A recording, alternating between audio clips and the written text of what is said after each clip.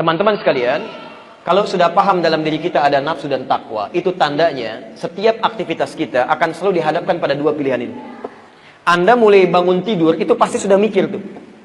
Karena dua dorongan itu mengarahkan pada dua hal itu. Gak percaya silahkan. Baru bangun tidur sudah milih tuh. Begitu bangun, selek. Apakah mau gosok begini atau langsung diam begini? Apakah ke kamar mandi dulu atau misalnya ke wastafel dulu? Itu baru bangun tidur tuh. Sudah pakai pakaian, milih dulu. Mau pakai baju yang mana? Apakah yang ini ataukah yang lain? Mau makan, milih lagi. Mau yang ini atau yang ini? Itu semua pengaruh ini, dua hal ini akan selalu bertarung. Imma Anda pilih yang baik atau imma Anda ikuti keinginan nafsu ini. Yang jadi persoalan, ini nggak ada masalah. Yang jadi persoalan yang harus kita kenali konsep yang ini. Sepanjang Anda kenali cara kerja nafsu dan cara untuk membahasnya, maka dengan itu akan lebih mudah kita mengendalikannya. Sekarang kita mulai kenali bagaimana cara kerja nafsu menurut Al-Quran dan kenapa dia diciptakan. Kita bisa katakan begini, ya Allah, kenapa engkau tidak ciptakan kami dengan takwa saja? Seperti malaikat misalnya gitu kan? Kan kalau ada nafsu kita punya potensi salah. Kalau begitu Allah ciptakan kami untuk berbuat salah dong. Bagaimana cara menjawabnya? Kita lihat uraian Al-Quran. Sebetulnya gampang ya, kalau diciptakan takwa saja, kenapa harus saya ciptakan kamu, gitu kan? Cukup aja malaikat, kamu gak usah hidup, ya. Tapi kita lihat nanti apa perbedaan manusia dengan malaikat. Saya hapus ini boleh? Alhamdulillah. Tenang aja ya, saya udah 2 kali kesini, alhamdulillah. Ya, sudah datang sendiri, terangin sendiri, tulis sendiri, saya hapus sendiri, ya masya Allah.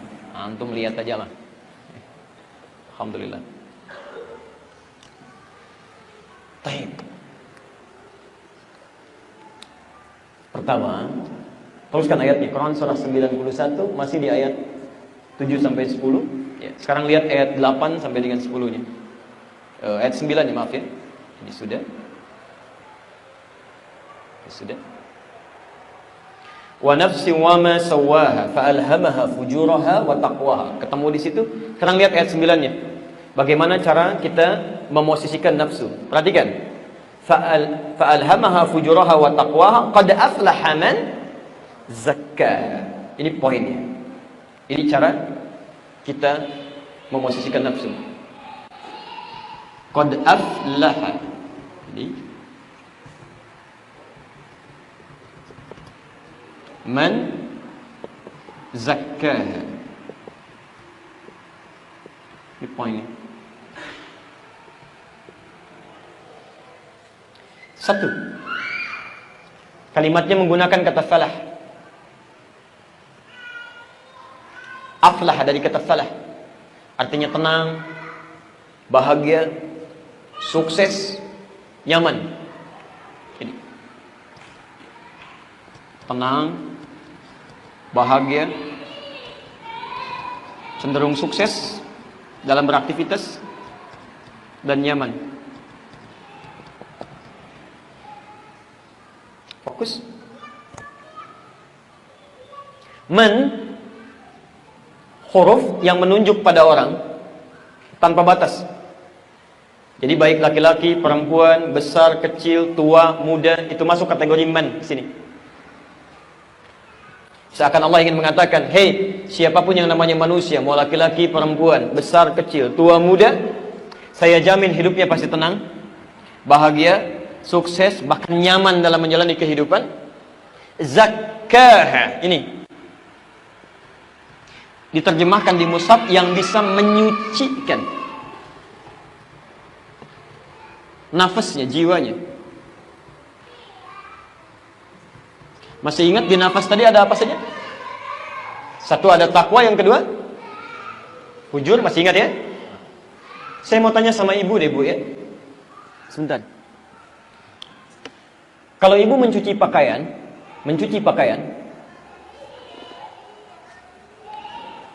yang dihilangkan tuh kotorannya atau pakaiannya? Kotorannya kan ya?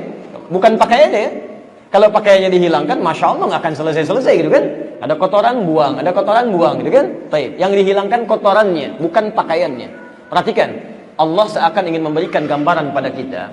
Saat Allah menciptakan nafsu itu, bukan ingin menjadikan manusia menjadi kotor, bukan. tapi ingin membuang sifat-sifat potensi yang tidak baik yang ada pada dirinya dengan cara menciptakan nafsu itu, mengangkat supaya takwanya itu muncul.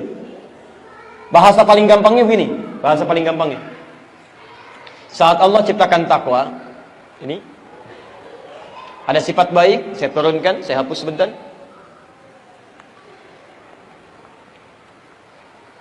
Saat Allah ciptakan takwa, turunannya misal ada jujur, ada sabar, ada rendah hati, kan? Allah ciptakan lawannya tadi, nafsu, fujur. Jujur lawannya apa?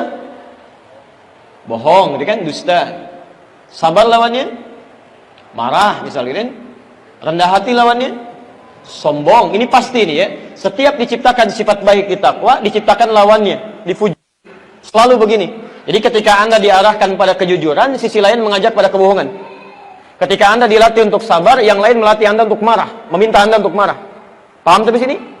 Nah, perhatikan kalimat Qur'annya. Qad aflaha man zakkaha. Kata Allah, saya ciptakan sifat-sifat ini bukan ingin menjadikan Anda jelek, bukan. Saya ciptakan sifat bohong bukan ingin menjadikan Anda pembohong, bukan. Bukan menjadikan Anda pemarah, bukan. Bukan menjadikan Anda sombong, tidak.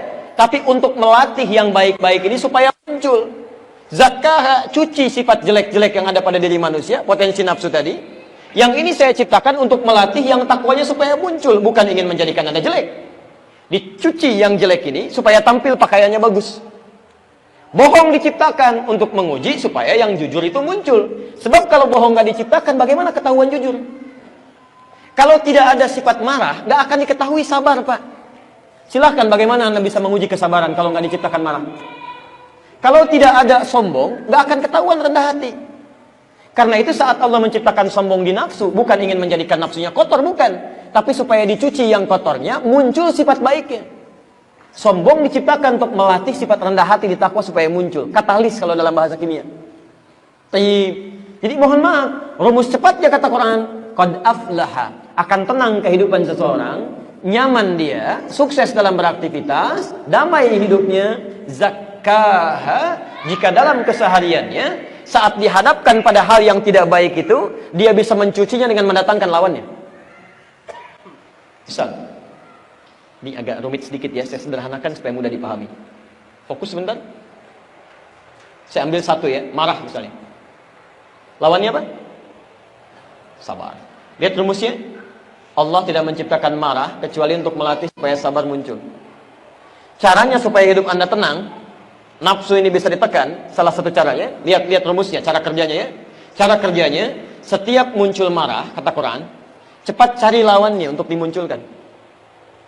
Pahami oleh kita bahwa marah itu diciptakan bukan ingin menjadikan dia pemarah, tapi supaya melatih sifat sabar di saya muncul. Di setiap muncul yang jelek-jelek, cepat cari lawannya. Sucikan itu dengan sikap baik kita. Itu poinnya.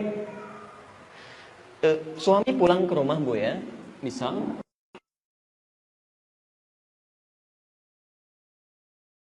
rumah marah-marah, apa salah orang rumah? Dan nunggu-nunggu ya 8 jam, 9 jam, anak mau main-main, tiba-tiba dibuka pintu, "Papa, diam kamu." Hah? Masya Allah kan? Datang istrinya, "Kenapa, Pak? Kamu lagi ikut-ikutan," misalnya gitu kan? Padahal nggak tahu apa-apa. Nah, saat suami masuk ke rumah dengan perasaan dan sikap seperti itu, dititipkan marah pada suami. Kalau konsep ininya mengatakan Allah menitipkan marah pada suami bukan ingin menjadikan suami pemarah, bukan. Tapi ingin melatih kesabaran pada diri ibu supaya muncul. Sebab kalau nggak dititipkan marah pada suami, ibu nggak akan siap dengan masalah-masalah, nggak akan muncul kesabaran. Jadi gampang caranya, begitu muncul marah, oh berarti ini sabar di saya yang harus muncul. Muncul marah di situ, Anda keluarkan kesabaran di situ, selesai masalah. Dan lebih ringan biasanya, lebih ringan. Halo, jelas? Nah, makanya itu insya Allah Bu, lebih nyaman gitu ya, lebih nyaman. Begitu suami marah, alhamdulillah, berbahagialah ibu. Ya. Artinya ada sifat baik di sisi ibu yang ingin dimunculkan oleh Allah supaya muncul. Ya. Biasanya kalau belum lulus pada ujian yang ini, maaf, itu akan terus seperti itu tuh. Allah menguji Anda supaya muncul sifat baik yang disiapkan menghadapi tantangan selanjutnya. Ke depan akan lebih besar lagi.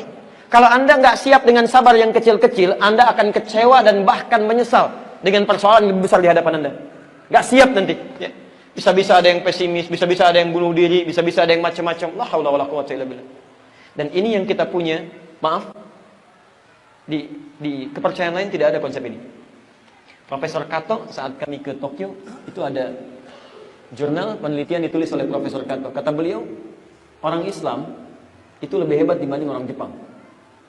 Orang Jepang itu sehebat-hebatnya bisa disiplin, kerja keras, rapi. Tapi kalau punya masalah, bunuh diri juga. Nggak ada konsep ini. Orang Islam tidak, bukan orang Indonesia ya, orang Islam.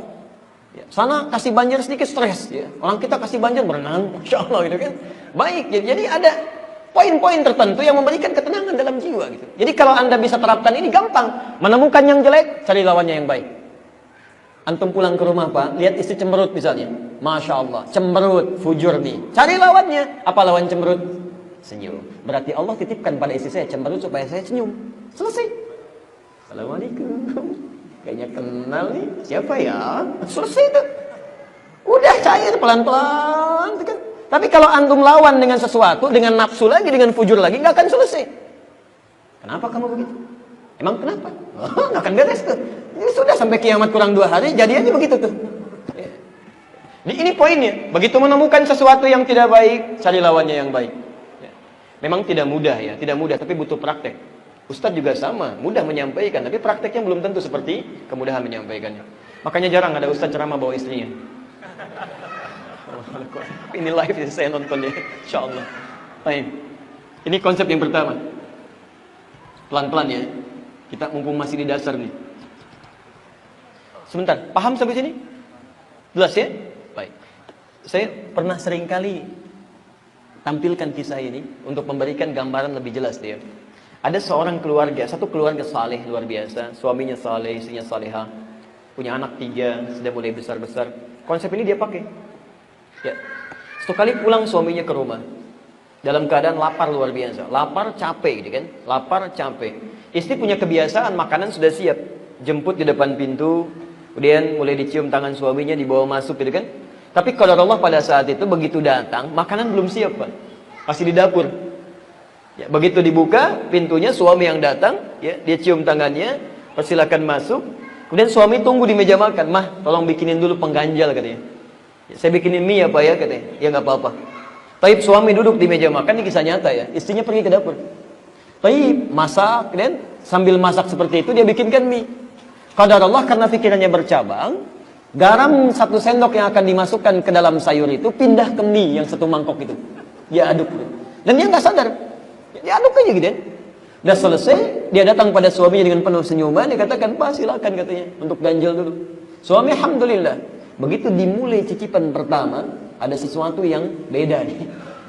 Saya gini aja lah, antum pulang nih dari kantor, capek luar biasa, lapar, dikasih mie, garam 1 sendok. Apa respon antum tuh? Masya Allah, kok ini lain? Tidak, dia lihat ini. Masya Allah. Garam rasanya apa? Asin. Apa lawannya? Manis. Begitu dia mendapatkan sesuatu yang asin, dia cepat cari lawan yang manis. Maka keluarlah kata-kata yang manis itu. Dia panggil istrinya, Ma, sini sayang. Masya Allah, anak 3 sudah besar, manggil sayang. Istri kan lain kan? Masya Allah, lihat. Sini, duduk samping papa. Lama rasanya kita nggak makan berdua katanya. Masya Allah. Ini betul nyata gitu kan? Kalimat yang sangat manis gitu kan? Ayo, duduk sini. Lama rasanya nggak makan berdua. Duduk di sampingnya. Ibu bagaimana dalam keadaan demikian? Dipanggil, suruh makan berdua. Luar biasa panggilan sayang. Belum selesai. Kalimat mautnya yang terakhir. Sini papa suapin. Luar biasa gitu kan? Maka diambil kemudian mie, disuapi, istri sudah berbunga-bunga. Begitu sampai suapannya ke mulutnya, merasakan ada yang aneh. Ini ciri istri yang terbaik, luar biasa. Jatuh istrinya. Jatuh, kemudian mencium kaki suaminya, menangis dia. Maafkan saya Pak, Mama nggak sengaja, maafkan saya. Kata suami, jangan begitu kan? Ini kan Papa cuma bilang ramah rasanya, kita nggak makan berdua. Sudah selesai. Akhirnya apa yang terjadi? Gara-gara asin garam itu 1 sendok, cinta tumbuh bersemi. Hilang itu garam, hilang itu lapar, keduanya pergi ke dapur, masak sama-sama Pak. Alhamdulillah gitu kan. Kadang-kadang Allah titipkan garam cuma setetes untuk memunculkan cinta kasih yang luar biasa. Yang jadi masalah garam 1 sendok karena kebanyakan ngaduk gitu kan. Yang terjadi masalah ini, masalah itu, masalah ini, masalah itu. Orang masalah cuma selesai dengan senyuman 3 detik, ada orang 3 tahun nggak selesai-selesai. Ini poinnya. Teorinya memang mudah, prakteknya kita usahakan. Jelas sampai sini? Anda ikuti nafsu, cemberut, lawan dengan marah. Ini lawan dengan pukulan, lawan dengan melotot. Wa qad khaba man dassaha. Khaba.